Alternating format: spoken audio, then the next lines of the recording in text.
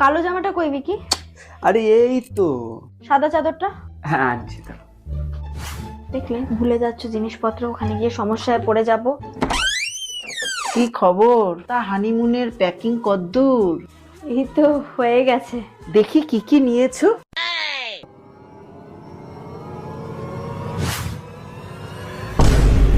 এটা কি রে? আমার খুব জরুরি একটা কল এসছে, আমি কিছুক্ষণে যাচ্ছি আর অনেকক্ষণ পর আসবো। It was at this moment that he knew. He f***ed up. বাবুটা এত লজ্জা পায় না।